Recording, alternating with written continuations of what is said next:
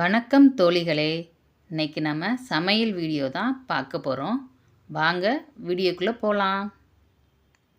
இன்னைக்கு சமையல் வீடியோவில் புடலங்காய் வறுவல் எப்படி செய்கிறதுனா பார்க்க போகிறோம். அதுக்கு தேவையான பொருட்கள்லாம் ஒவ்வொன்றா பார்க்கலாமா?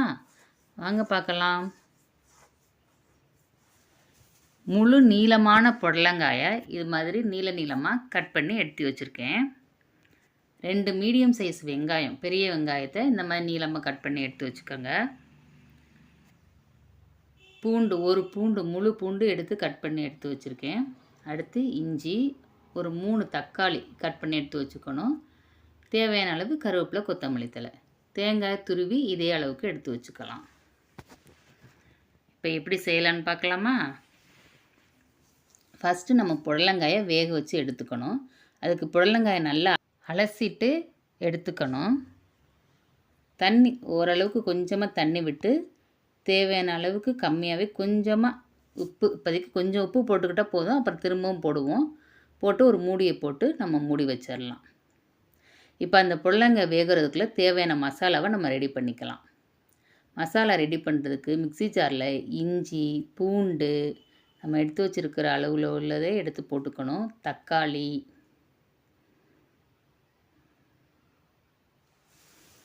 துருவி வச்ச தேங்காய், மல்லிப்பொடி, மிளகாய்த்தூள்,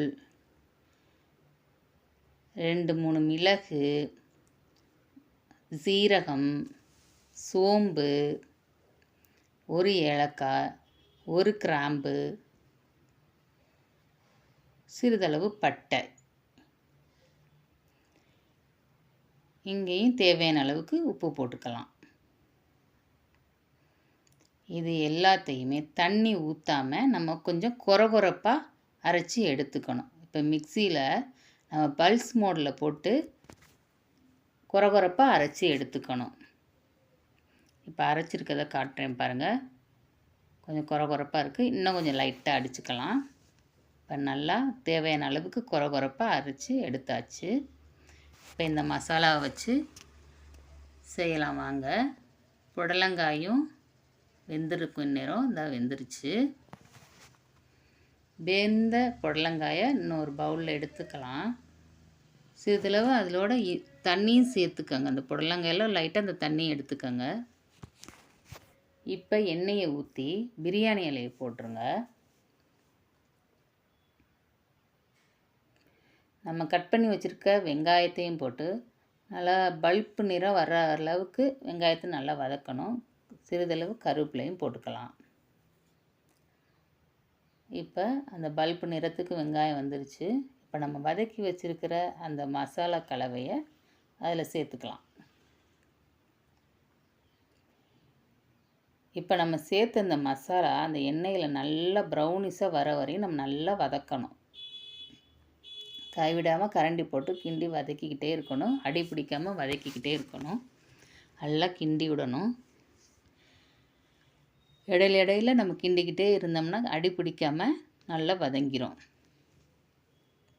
இப்போ பாருங்கள், நல்லா ப்ரௌனிஷாக நல்லா வதங்கி வந்துருச்சு. அந்த பச்சை வாசனையெல்லாம் போயிடணும். பச்சை வாசனையே இருக்கக்கூடாது. வதக்கிறது அதில் ரொம்ப முக்கியமானது.